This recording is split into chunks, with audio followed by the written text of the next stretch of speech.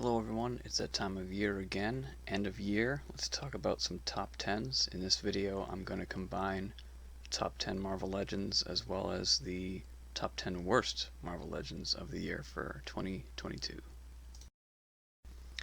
In this video I'm going to talk about regular figure releases. We're not going to talk about Build-A-Figures, HasLabs, and I'm going to have to leave out the new X-Men Retro Wave because I don't believe the East Coast is going to see that this year. My guess is that's probably going to start shipping us early 2023, so it wouldn't be fair for me to put any of those figures in this list because I don't have any of those in hand yet. First up at number 10 for the best figure, I have the Walgreens exclusive Jigsaw figure. I really liked this figure and I was really impressed with how much detail went into the face sculpt. It's a lot more brutal than I thought Hasbro would be allowed to get away with. I don't think we've ever seen a head sculpt quite this, we'll call it gruesome, but pretty good, and it's a really nice update to that Jigsaw figure that I think we all wanted to update. That old Toy Biz 2-pack is the one that comes to mind for me. And for my top 10 worst figure, number 10, I'm going to give it to Vulcan. This was supposed to be a new body mold that we were all supposed to get excited about. I was pretty excited about it, but getting it in hand, I was kind of disappointed. Right out of the gate, I had QC issues, and I'm thinking, if this is a new mold with QC issues already, what does the future hold for this thing?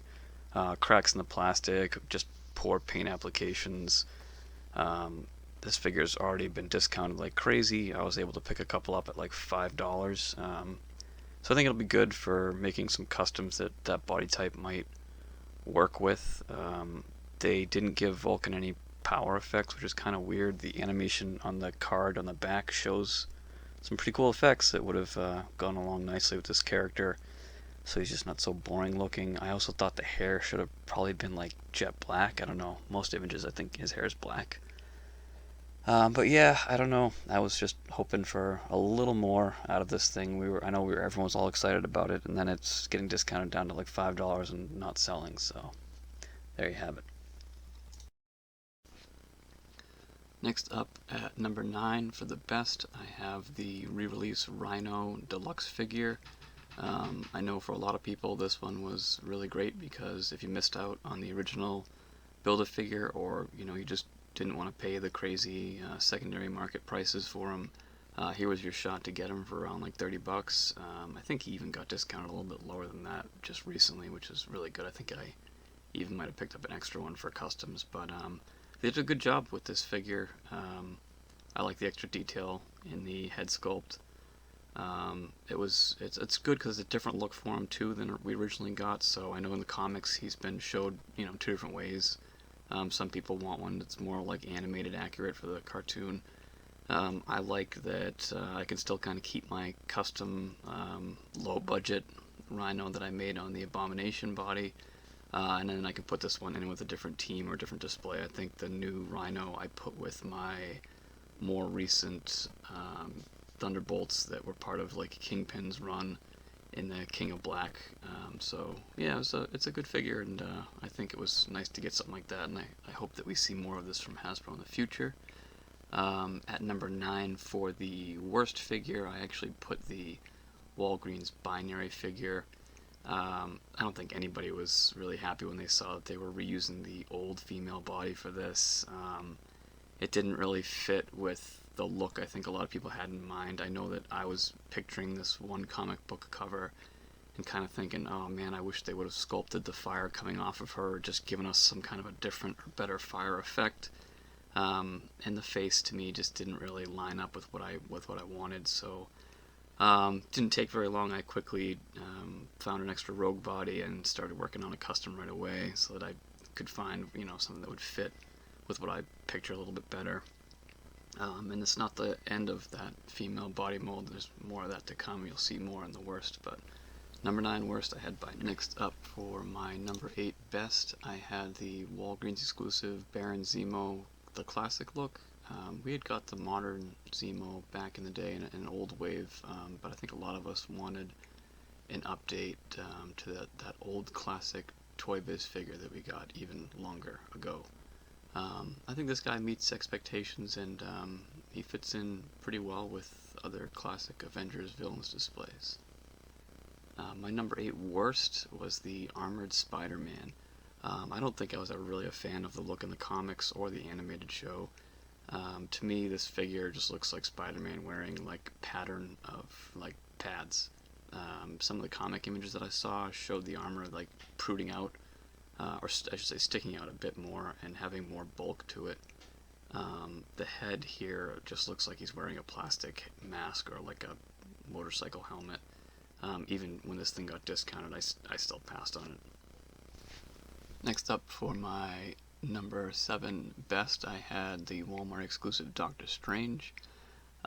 Really a big fan of this figure. I feel like we'd all been waiting a long time to get kind of that classic Doctor Strange figure that would replace that old Toy Biz Legends Doctor Strange that some of us were still holding on to.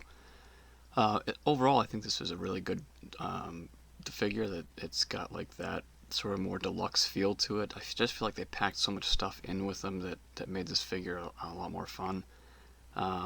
Was hoping that we might see more of this moving forward, but for whatever reason they stepped away from just like packing in a lot of stuff with good figures.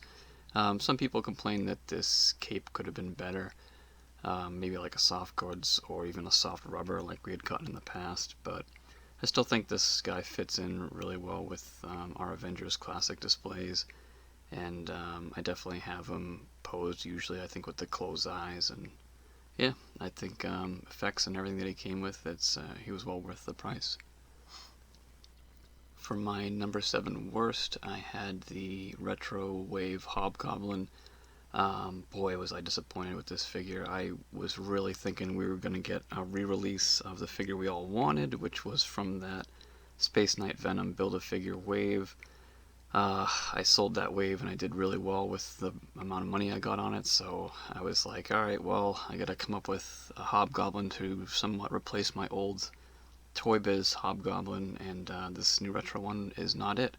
So I got to work on making a custom where I would take the old Toy Biz parts and still blend in some of the new Marvel Legends parts with all new deco and paint, obviously, but yeah, this was kind of like what I ideally had in my mind for what I wanted for Hobgoblin. I didn't want that animated look and with those weird like teal colors and all that. So some people probably did, and for them that this figure might have been good, but for me the head sculpt just wasn't it, and the color scheme and everything too. I was just like, oh no, this is not what I wanted.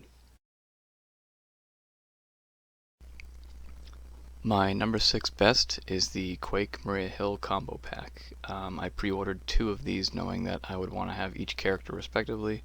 The new Shriek body mold proves to be great use here.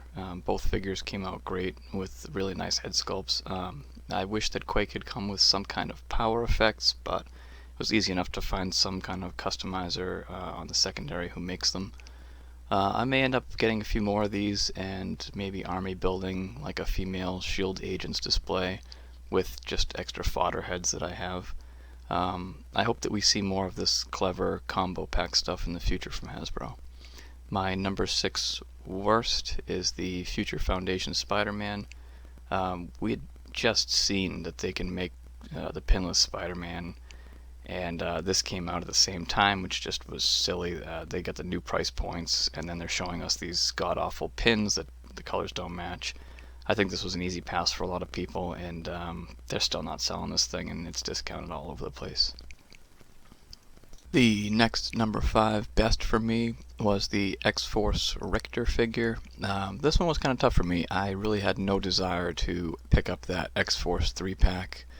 I was able to just pick up Richter solo loose at a comic shop. I thought in hand, wow, he's actually really good, and he's a good addition to the X-Force display, and he'll replace that weird custom that I attempted all those many years ago. Number 5 worst, I had Darwin. I just think this is a boring figure. It's just so plain and simple. He doesn't come with anything. I don't know, maybe like an extra head sculpt might have made this a little better. I'm just not sure. I think some people like this character and he's okay in the comics. There's so many other characters that we're still waiting on.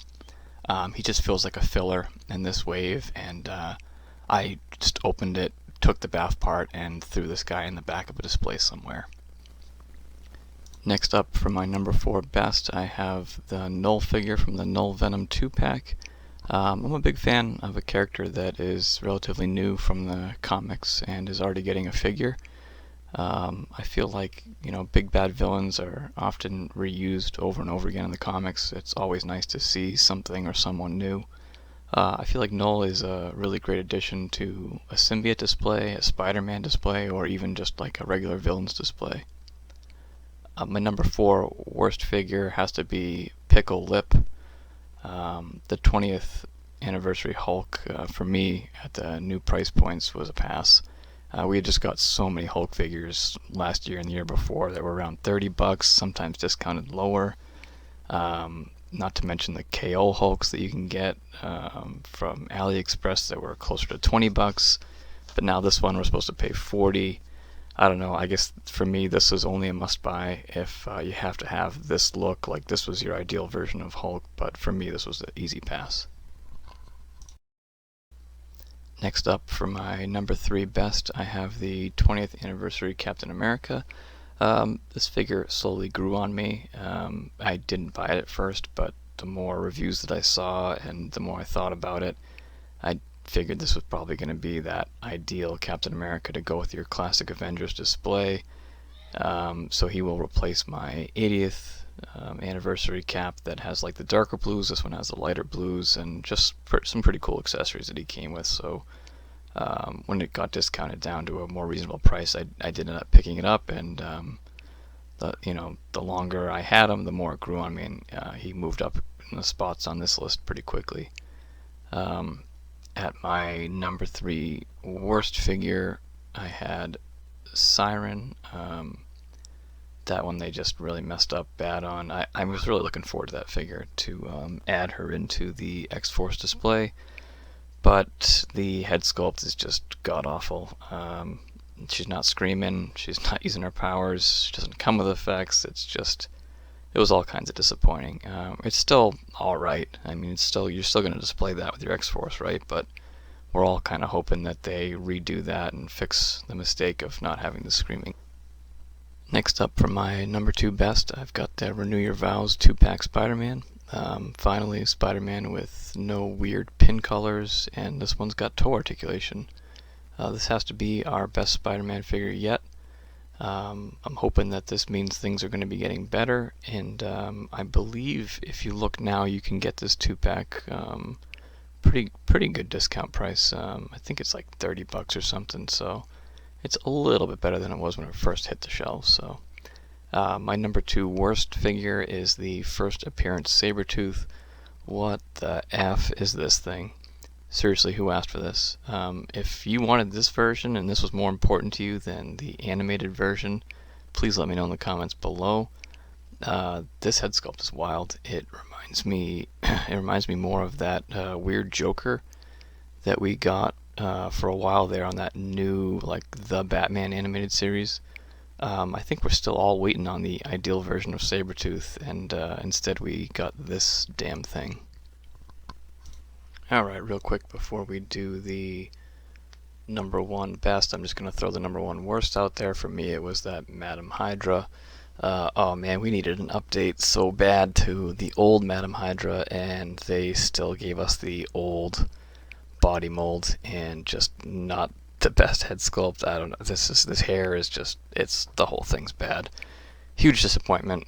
Waste of a slot, waste of a figure, just not good. A lot of people already making better customs out there. So we'll move right on to the number 1 best. My favorite figure of the year has to be the new Herald of Galactus Thor from the new Thor run that Donny Cates was doing.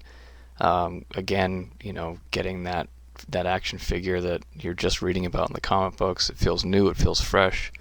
It's always going to be a good thing. It's always going to be a win for me. This Thor I just got the controller Build-A-Figure wave, and then maybe a month later my Galactus came in, so being able to put Thor with Galactus, everything just kind of tied in really nicely for me. And I love, how many accessories they packed in with him. He felt more like a deluxe figure. I think this is the first time we got the hammer that looked like that too, so finally a different hammer. Getting the ravens, Odin's birds with him and everything, just yeah, it was a nice complete feeling figure, and I was really happy with it. So my number one for me this year, I would have been the Spiral figure, but like I said earlier, that wave, I really don't think we're going to see it. East Coast, we're probably not going to see that until January. Hopefully it's January, but it'll be on my 2023 list. Thank you all very much for watching and subscribing. I appreciate everyone, and thank you again to all the customizers out there and everybody helping me through all this stuff. So thanks.